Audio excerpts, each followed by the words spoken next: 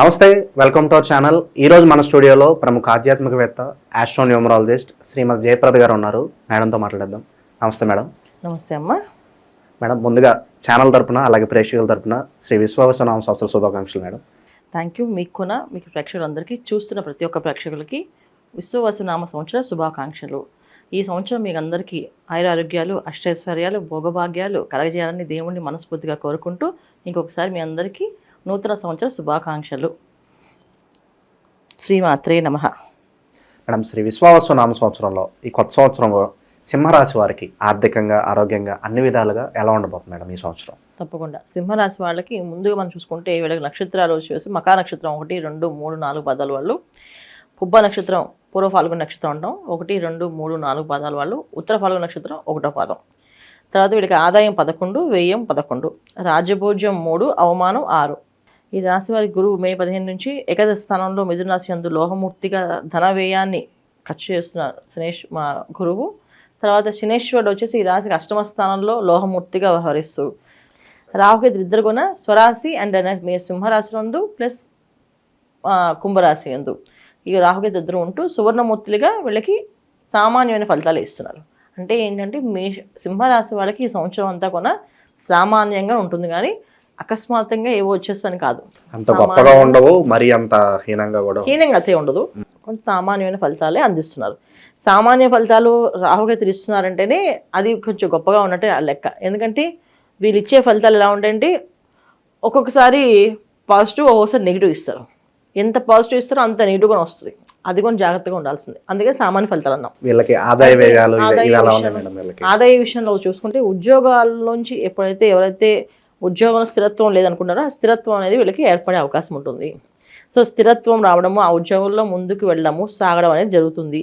రెండోది ఏంటి అంటే, ఒకటి శుభవార్త, రెండోది వీళ్ళకి శుభవార్త. అంటే ఏంటి అంటే ఉద్యోగాల్లో బ్రహ్మాండంగా సాధిద్దాం అనుకున్నప్పటికీ వీళ్ళకంటూ ఒక కాంపిటీటర్ అనేది పక్కనే ఉంటుంటారు. అది వీళ్ళు తోటి ఉద్యోగాలు అవ్వచ్చు, వీళ్ళు బాస్ అవ్వచ్చు. సో నేను ఇలా చేస్తే బాగుంటుంది, అలా చేస్తే బాగుంటుంది అని కాస్తంత కొంచెం ప్రారంభం ఎప్పటి నుంచి అవుతుంది, వీళ్ళకి జూన్ నుంచి కాస్త ప్రారంభం అవుతుంది. అంతవరకు వీళ్ళకి ఉద్యోగాలు స్థిరత్వం రావడం, ఉద్యోగాల్లో వీళ్ళు రాణించడము, గుర్తింపు ఇవన్నీ కూడా జరుగుతాయి. ఎందుకంటే వీళ్ళకి ఏకాదశ స్థానంలో గురువు. ఎప్పుడైతే ఏకాదశ స్థానంలో గురువు ఉండడం వల్ల ఎప్పటి నుంచో పెండింగ్ పనులన్నీ కూడా సాఫీగా సాగిపోతూ ఉంటాయి. తర్వాత ప్రమోషన్లు రావాలనుకున్న వాళ్ళకి ప్రమోషన్లు వచ్చే అవకాశం ఉంటుంది. ప్రమోషన్ రావడం అనేది ఒక అదృష్టం అయితే, ఆ ప్రమోషన్ తీసుకున్నాక ఆ హెడ్తో పడ్డం అనేది ఒక ప్రాబ్లం వీళ్ళకి. ఆ ఇబ్బంది అనేది ఖచ్చితంగా ఉంటుంది. ఈ విధంగా సో వ్యాపారస్తులకి వ్యాపార రంగంలో రాణింపు అనేది బ్రహ్మాండంగా ఉంది ఈ సంవత్సరం. వాళ్ళకి ఆదాయం అనేది బ్రహ్మాండంగా వస్తుంది. అయితే వచ్చిన డబ్బు వచ్చినట్టుగా ఖర్చు అయ్యే అవకాశంగా కనిపిస్తుంది. కనుక జాగ్రత్తగా పడడం అనేది చాలా ముఖ్యం. ఏ వ్యాపారం చేసినా ఎందుకు చేస్తున్నాం, ఎంతవరకు చేస్తున్నాం, ఎవరితో చేస్తున్నాం అనేది లెక్క చూసుకోవాలి వీళ్ళు. ఎందుకంటే ఇక్కడ సప్తమ స్థానంలో రాహు కాస్త మాయలో పడేస్తుంటాడు. ఒక్కొక్కసారి మోసం చేసే అవకాశం ఇస్తుంటాడు, మోసపోయే అవకాశం ఉంటుంది మనకి. మనం ఎవరిదైనా మోసం చేయొచ్చు అని చెప్పి అవకాశం కూడా ఇస్తాడు.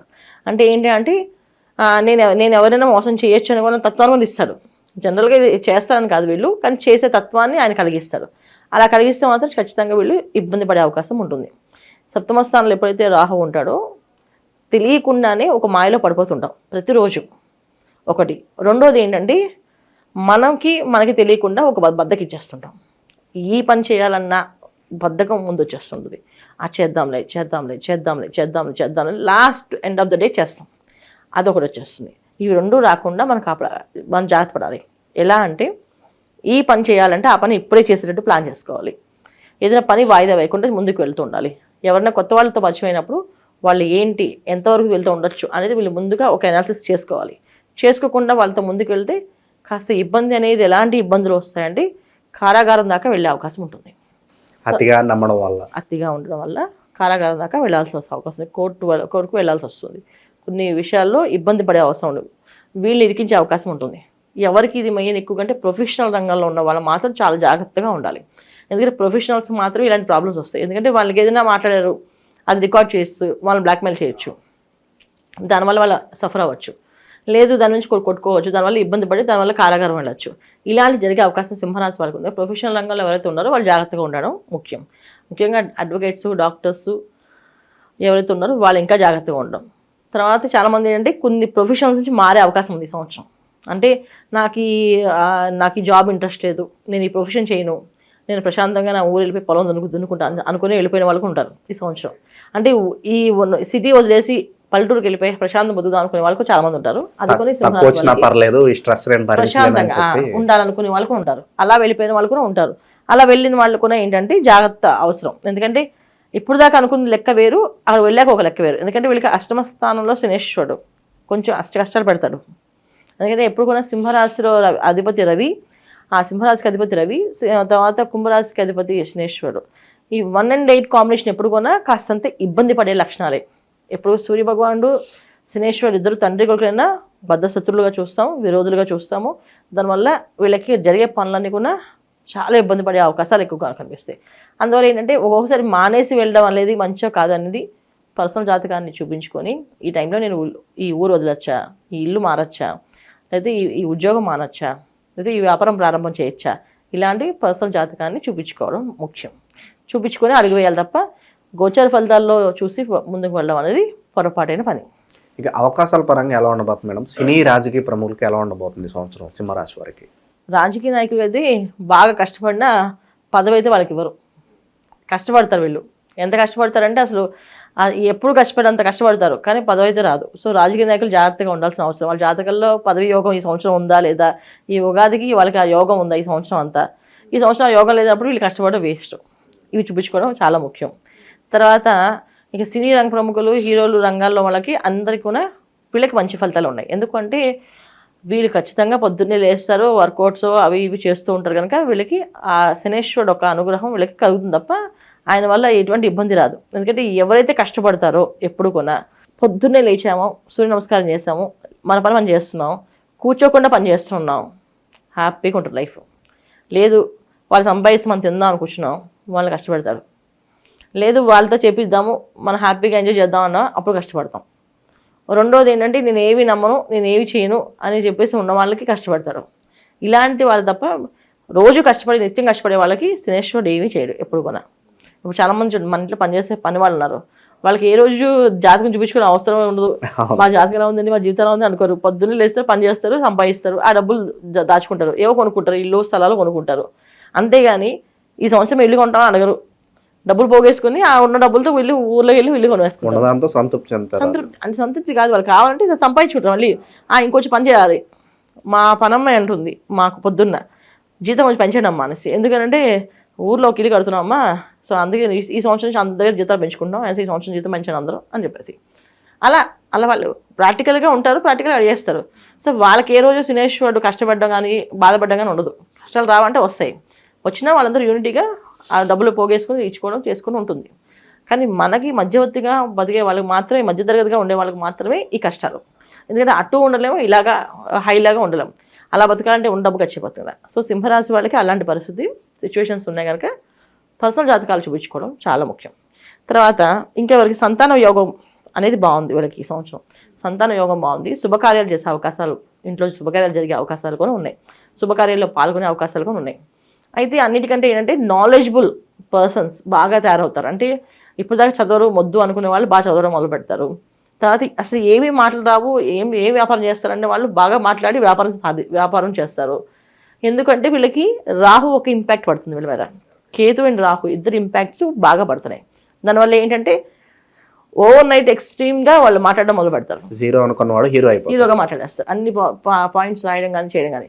ముఖ్యంగా రైటర్స్కి చాలా మంచి అవకాశాలు. ఏంటంటే వాళ్ళ కథలు ఇప్పుడు దాకా ఏం రాసినా అసలు ఒక కథ కూడా వినబుద్ధి కాదని ఇప్పుడు మంచి క్రియేటివిటీ బాగా పెరుగుతుంది వాళ్ళకి. పెరిగి వాళ్ళు మంచి కథలు రాస్తారు. ఆ ఒక ఎమోషన్ కనిపిస్తుంది. ఇప్పుడు ఏదైనా కథ మనం వినాలంటే దాంట్లో ఏదో ఒక ఎమోషన్ కావాలి, ఆ ఫీల్ ఉండాలి. ఆ ఫీల్ అనేది, ఆ ఎమోషన్ అనేది ఈ కేతు సింహరాశిలో రావడం వల్ల వీళ్ళకి అది ఖచ్చితంగా ఆ ప్లస్ పాయింట్ చెప్పచ్చు. ఎప్పుడైతే సింహరాశిలో కేతు మే 18 నుంచి వస్తారో జూన్ నుంచి వీళ్ళకి రైటర్స్కి ముఖ్యంగా మంచి కథలు, మంచి స్టోరీస్ రాస్తారు. అలాంటి అవకాశాలు బాగున్నాయి.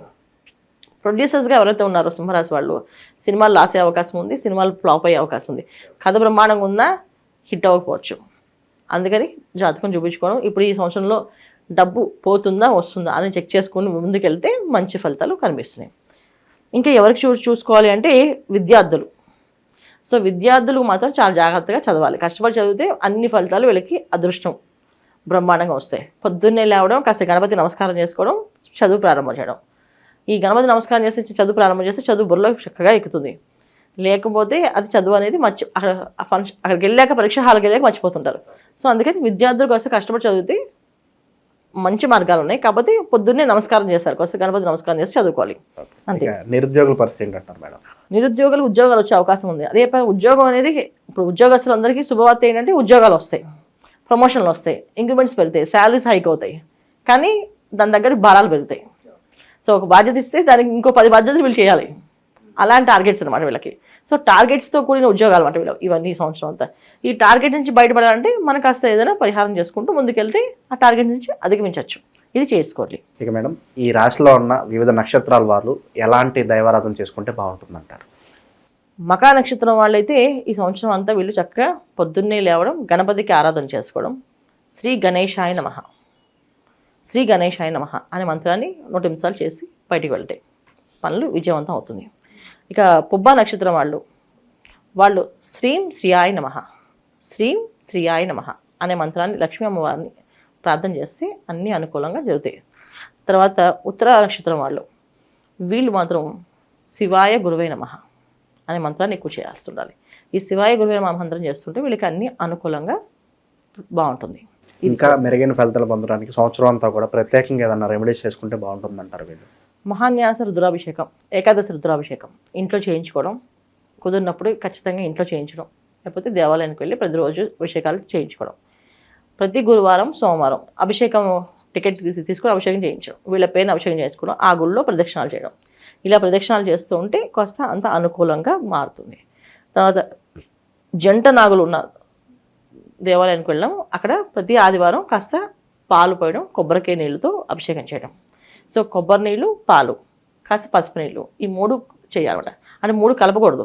కొబ్బరి నీళ్ళు విడిగా, పాలు విడిగా, పసుపు నీళ్ళు విడిగా వాటి మీద పోస్తే వీళ్ళకి అన్నీ అనుకూలంగా పనులు జరుగుతాయి. ముఖ్యంగా వ్యాపారస్తులు, ఉద్యోగస్తులు ఎవరైతే ఏ రంగంలో ఉండి అభివృద్ధి చెందాలనుకుంటారో వాళ్ళందరూ ఈ ఆదివారం పూట జంట నాగులకి చేస్తూ ఉంటే ఈ రాహుకేతు ఒక మాయలో పడకుండా మమ్మల్ని సంరక్షించండి అని చెప్పి వాళ్ళని కాపాడమని చెప్పి వాళ్ళకే ప్రార్థన చేయడం. ఇప్పుడు ఎవరైతే మనం చేద్దాం అనుకున్నాం వాళ్ళే శరణ పెడితే వాళ్ళే మనకి మంచి మార్గాలు చూపిస్తుంటారు. అలా చేసుకుంటూ వెళ్తే మంచి ఫలితాలు కనిపిస్తున్నాయి వీళ్ళకి. చాలా బాగా వివరించారు మేడం, ధన్యవాదాలు. నమస్తే అమ్మ, శ్రీమాత్రే నమః.